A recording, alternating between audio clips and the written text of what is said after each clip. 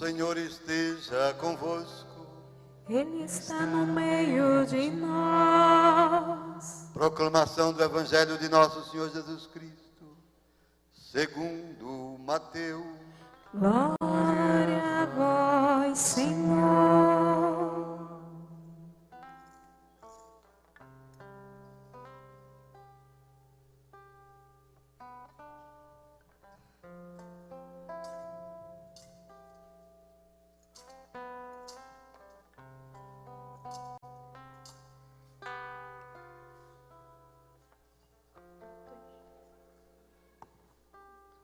Capítulo 5, versículos 1 a 12. Naquele tempo, vendo Jesus as multidões, subiu ao monte e sentou-se. Os discípulos aproximaram-se dele e Jesus começou a ensiná-los, dizendo: Bem-aventurados os pobres em espírito, porque deles é o reino dos céus. Bem-aventurados os aflitos, porque serão consolados. Bem-aventurados os mansos, porque sereis vós quando vos injuriarem, perseguirem e mentindo disserem todo mal contra vós por causa de mim. Alegrai-vos, exultai, porque será grande a vossa recompensa nos céus. Palavra da salvação. Glória a vós, Senhor.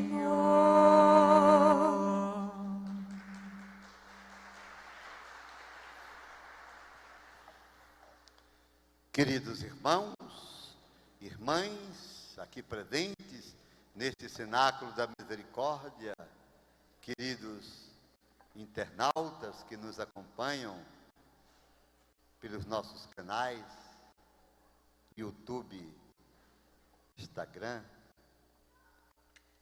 queridíssimo Padre Edson Rodrigues,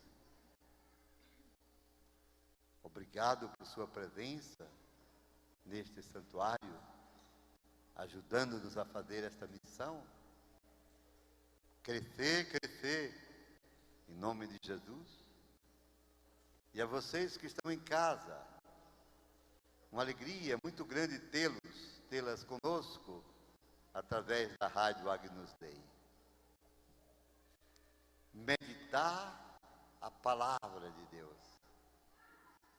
A igreja deve ser sempre uma comunidade de escuta. E feliz quem escuta a palavra de Deus e deixa-se tocar por ela. É uma experiência maravilhosa, que vocês podem fazê-la em casa todos os dias, reunindo suas famílias, abrindo a Sagrada Escritura, lendo e meditando os textos sagrados. Deus fala, Deus ilumina com sua palavra nossas vidas.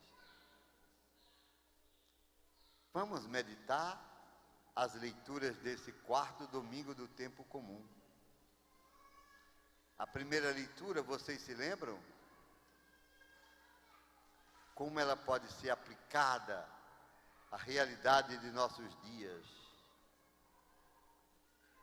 A profecia de Sanfonias fala que o Senhor vai buscar um povo humilde na terra. Um povo que lhe agrade o coração. E só pela humildade poderemos agradar a Deus.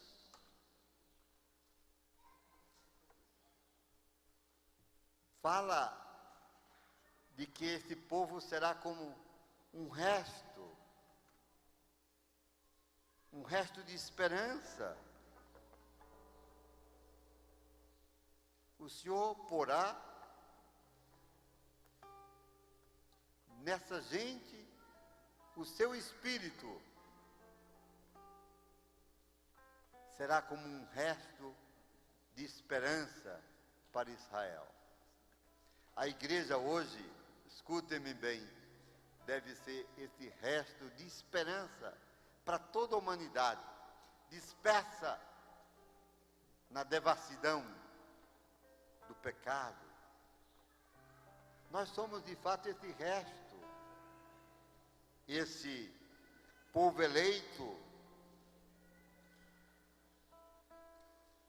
um povo que decide teimosamente continuar sendo fiel a Deus, em meio a uma sociedade má, perversa,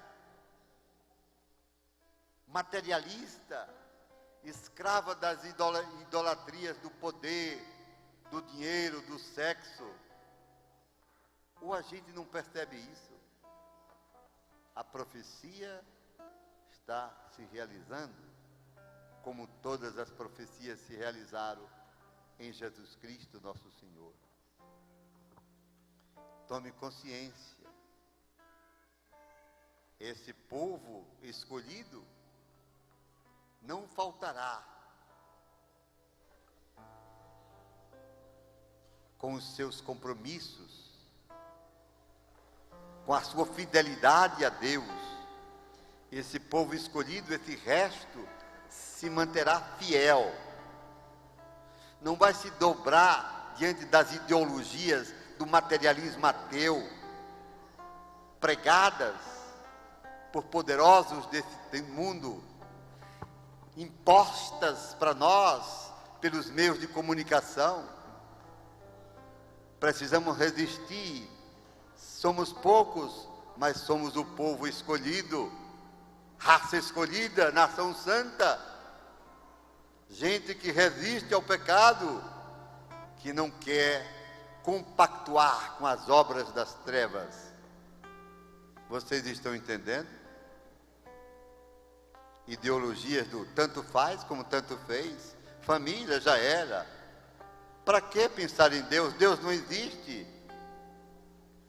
Ou aquela atriz de uma famosa rede de televisão no Brasil, que numa entrevista dizia: eu sou dona do meu corpo, eu posso praticar o aborto quando eu quiser. Eu olhei e disse: pobre criatura, um dia tu terás de prestar contas a Deus, porque o nosso corpo pertence a Deus. Deus nos deu a graça de tê-lo, de existir, mas nós não somos donos de nada aqui, de nada. Devemos viver bem, prezar-nos, respeitar-nos, mas devemos guardar o temor de Deus. E diante dos que debocham de nossa fé, e são muitos, desde os grandes magistrados dos tribunais de justiça até os governantes, reis e rainhas,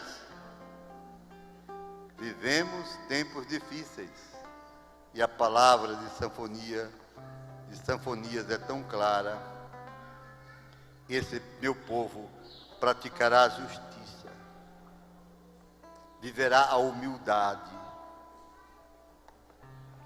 e achará em mim o seu refúgio. Olha, no meio dessa turbulência, o nosso refúgio é o Senhor.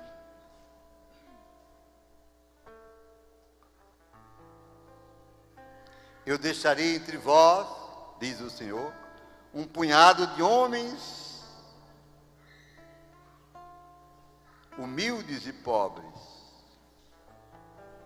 Eu deixarei um punhado apenas de homens e mulheres humildes, pobres.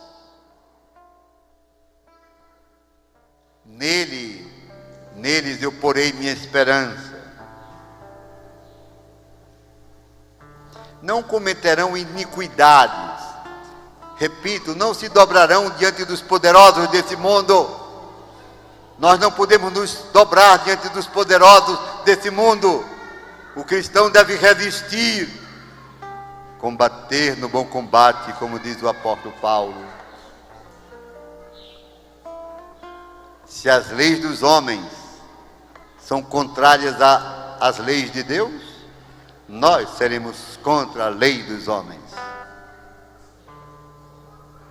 São Atanásio, o grande Atanásio, dizia assim: se o mundo todo se levantar contra o Evangelho, Atanásio será contra o mundo todo. Não se dobrar aos que querem impor leis contrárias à vontade de Deus. Por exemplo, o aborto. A ministra do atual presidente da República me surpreendeu quando disse essa semana abertamente que quer legalizar o aborto generalizado. Fora! Nós cristãos levantaremos nossa voz e diremos: somos contra, porque somos a favor da vida, porque a vida vem de Deus e ninguém tem poder sobre ela, nem a senhora, nem os ministros, nem ninguém nesse país. Defender a nossa fé, viver a fé na integridade, porque queremos um dia chegar ao céu. Não importa se é desse lado ou se é do outro, se é desse ou daquele partido, importa-nos sermos fiéis a Deus até o fim, para chegarmos um dia à alegria do face a face. Vocês estão entendendo o que eu estou dizendo? Sim ou não? Sim. É um punhado de homens e mulheres que permanecerão fiéis a mim. Foi a primeira leitura. Como eu gostaria que você que está aqui, você que está em casa, pudesse dizer: eu quero ser um desses poucos. Eu quero me manter fiel, Senhor, até o fim. Porque eu sei que tudo passa, que tudo nesse mundo é passageiro. Eu quero o céu, eu quero a eternidade, eu não quero me perder, quero viver nesse mundo respeitando a todos, amando a todos, mas, ó amado meu, dá-me coragem para não negar a minha fé diante de um mundo que continua sendo contra a tua santa vontade. Foi por isso que a gente rezou o Salmo 145. Felizes os pobres em espírito, porque deles é o reino dos céus. Vamos dizer? Felizes os pobres em espírito, porque deles é o reino dos céus. O Senhor é fiel para sempre. O Senhor é fiel para sempre. Faz justiça aos que o temem. Dá alimento aos famintos. É o Senhor quem nos liberta. É o Senhor quem abre os olhos aos cegos. É o Senhor quem faz erguer-se o decaído. É lindo, não é?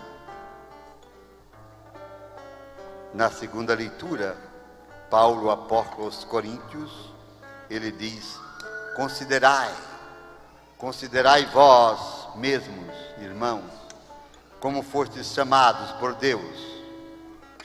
Olha bem, considerai como fostes chamados por Deus. Fostes chamados a uma vida íntegra, chamados à santidade. Guardemos isso. Considerai a vocação que recebeste no batismo. Considerai a herança que recebeste dos apóstolos. Não vos deixeis enganar por nada. Sede fiéis a Deus, a sua palavra, e sereis felizes aqui e por toda a eternidade. Amém. Deus escolheu, olha bem, como essa palavra esclarece tudo. Deus escolheu o que o mundo considera como estupidez. Um dia, numa universidade, se debatendo sexualidade, eu estava lá naquela mesa redonda. Quando falamos sobre castidade, pureza nos atos, uma sexualidade saudável como Deus quer, houve um universitário que disse: isso é estupidez. ignorância, animalidade e não espírito. Dentro de nós existe uma alma. Deixai-vos guiar pelo espírito que existe dentro de vós, porque senão essa matéria vos escravizará. O corpo pesará. Deus escolheu assim para confundir os sábios desse mundo. Eu tenho pena dessas pessoas. Deus escolheu o que o mundo considera como fraco, para assim confundir os fortes, os poderosos que acham que são eternos. Vocês não percebem? Olhem as atitudes de artistas, de ministros do Supremo Tribunal, de governadores, reis, rainhas. Pobres criaturas, pensam que são eternos. Deus confundiu, escolheu estas coisas para confundir os que se julgam sábios, fortes. Deus escolheu o que para o mundo não tem importância, é desprezível, o que não tem nenhuma serventia, para assim mostrar a inutilidade deles, a inutilidade da matéria. Foi Deus que assim quis. Leia o texto de Coríntios 1, 26 a 31, que eu estou meditando com vocês. Deus escolheu o que para o mundo é sem importância e desprezado, o que não tem serventia, para mostrar a inutilidade das coisas desse mundo. Vocês estão entendendo? Como é uma palavra direta para cada um de nós. É forte demais. E eu repito, Deus escolheu o que para o mundo não tem importância. Para que amar? Para que procurar Deus? Eu sou. Viver bem, porque isso é que me agrada. Olha, é assim que se comportam. Aquilo que o mundo despreza, a vida de oração, a pureza nas atitudes, a castidade, o amor ao próximo, o amor ao inimigo. O mundo diz, é estupidez, é algo que não vale a pena. Mas Deus escolheu esse caminho para confundir os poderosos desse mundo e elevar os humildes. Amém. Ah, se vocês estivessem entendendo bem o que é considerado sem importância, Deus escolheu. Olha bem, o que é considerado pelo mundo sem importância, Deus escolheu assim, para que ninguém nesse mundo possa gloriar-se diante de si mesmo. Ninguém possa se gloriar diante dele, porque só ele é Deus onipotente. Assim Deus procede, para que ninguém se glorie diante de si mesmo. Eu sou Deus, eu tenho o poder de vocês passará. O poder desse mundo é engano. Felizes os que confiam no Senhor e andam em seus caminhos. Amém. É maravilhoso, né?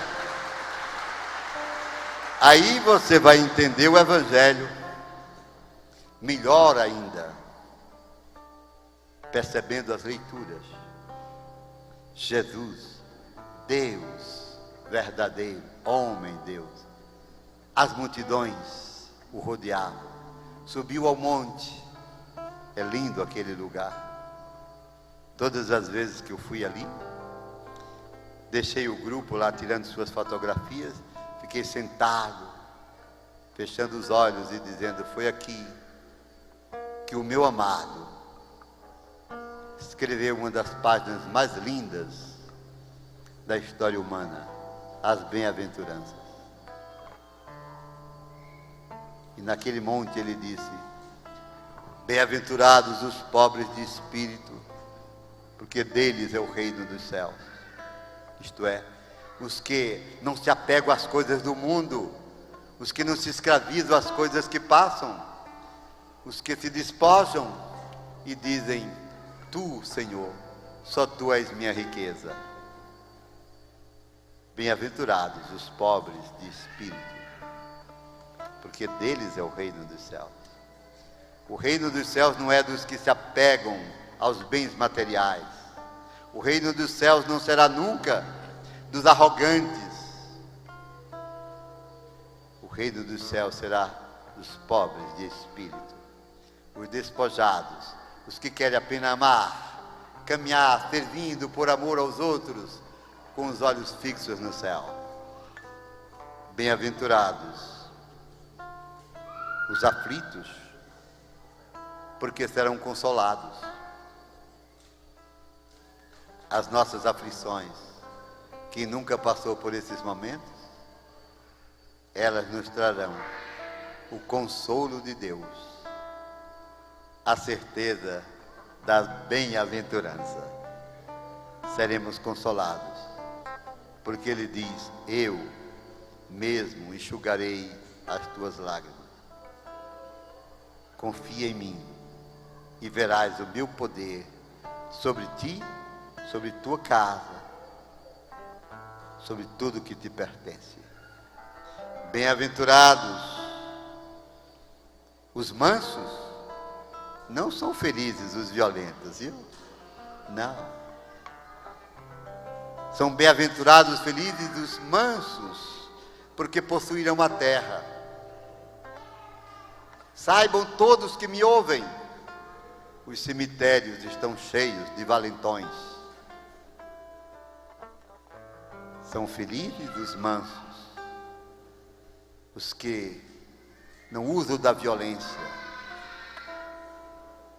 os que carregam dentro do coração o dom da mansidão. Mas por que é que o Senhor suportou tudo isso?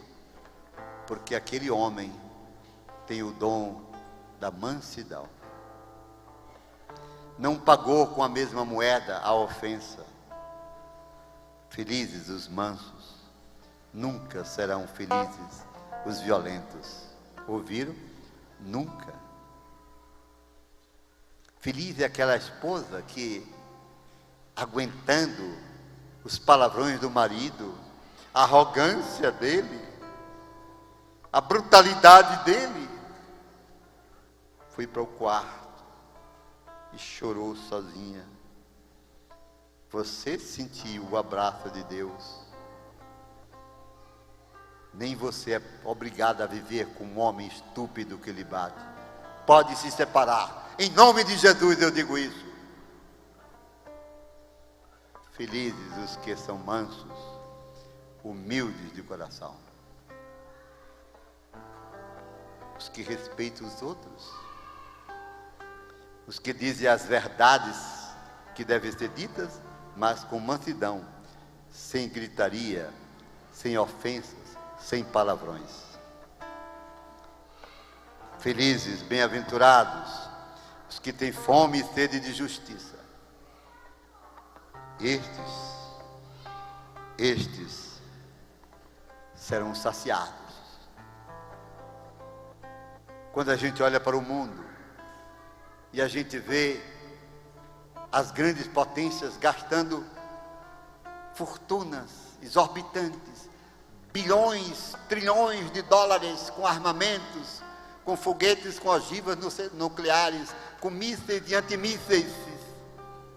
E a gente sabe que aquilo que eles gastam em armamento, se fosse colocado a serviço dos pobres, não haveria fome, não haveria miséria na face da terra. São felizes os que têm fome e sede de justiça. os que não se conformam com essas coisas, os que não aplaudem os desfiles militares,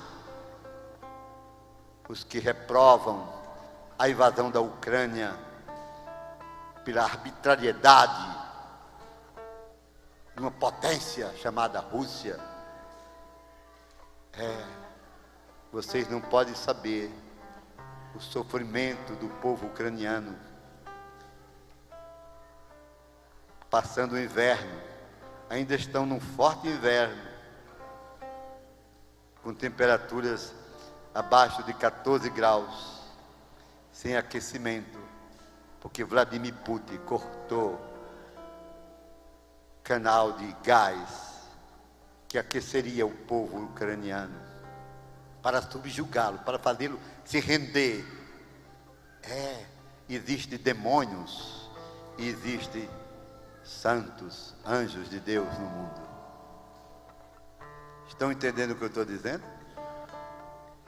Não carregue demônios dentro de você, senão você vai agir como eles querem.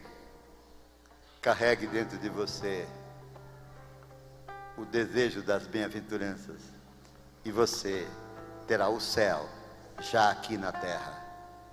Bem-aventurados os puros de coração, porque verão a Deus. Só poderão ver a Deus os que nesse mundo forem puros de coração. Quando eu prego para retiro para adolescentes, e como eu gosto de pregar, toda a minha vida foi sempre pregando para adolescentes, também para adultos, para famílias, para padres. Mas quando eu prego para adolescentes, eu faço uma pergunta: vocês querem ver a Deus? E aqueles meninos e meninas levantam logo a mão. Eu disse: parabéns. Vou lhes dizer um caminho pelo qual com certeza vocês verão a Deus já aqui. Sejam puros, tenham namoros santos, bonitos. Pureza de coração é coisa de Deus, mas maldade é coisa do capeta. Eu não digo o nome dele não. Está ouvindo o que eu estou dizendo? Tudo depende de sua escolha, das nossas escolhas. Bem-aventurados os puros de coração. Dai-nos, Senhor, um coração puro, isto é, sem maldade, capaz de suportar ingratidões, ofensas. Dai-me um coração, Senhor, puro, que eu não me contamine nunca, jamais, com nenhuma ofensa. Que olhe para a cruz e entenda tudo, que o amor é mais forte do que a própria morte. Bem-aventurados os que promovem a paz, serão chamados filhos de Deus. Filhos de Deus, os que promovem a paz. A ONU não poderia, tem poderes para isso? Proibir, condenar a guerra na Ucrânia? Por que ainda não o fez? Porque aqueles que representam as 148 nações ali assentadas defendem interesses outros e não a paz. Defendem o interesse da venda das armas, de um lado ou de outro. Bem-aventurados os que promovem a paz, que têm um desejo de paz, que não se conformam com as guerras, com as violências, de todas as formas, não se conformam contra a violência, contra a vida, em defesa de um feto, não se conformam com a arbitrariedade das leis contra a vida. São bem-aventurados, serão felizes. Bem-aventurados os que são perseguidos por causa da minha palavra, diz o Senhor. Deles é o reino dos céus. Quando você sofrer por causa do Evangelho, se alegre. Se alegre muito, porque você tem uma herança garantida, a eternidade. As bem-aventuranças são a síntese de tudo que Jesus quer para nós, do seu pensamento, da sua doutrina, As bem-aventuranças são o grande projeto de realização humana. Aqui nesse santuário, para os que estão vindo pela primeira vez, ao lado do santuário tem uma praça grande, chamada das Bem-aventuranças. Um caminho em meio ao jardim, onde você pode meditar as 8 bem-aventuranças. Foi uma das primeiras coisas que eu fiz aqui, Padre Edson. O caminho das bem-aventuranças. Fiz com pessoas que me ajudaram. Seu Nino, que já está no céu, a esposa dele está aqui. Seu Eduardo. 3 homens que vieram me ajudar a fazer esse caminho. Seu Gonzaga. Mas eu coloquei uma 9ª coluna. E as pessoas perguntam, mas não são 8, padre? Eu digo, faça o caminho, lendo e meditando as 8 propostas de Jesus para você. A última eu quero botar com letras de bronze, ainda não pude colocar. Em qual delas você está incluído? Pergunta. Porque se você estiver incluído em uma das 8 bem-aventuranças, tenha certeza de que você já tem garantido o céu. Embaixo eu vou botar, se não estás incluído em nenhuma delas,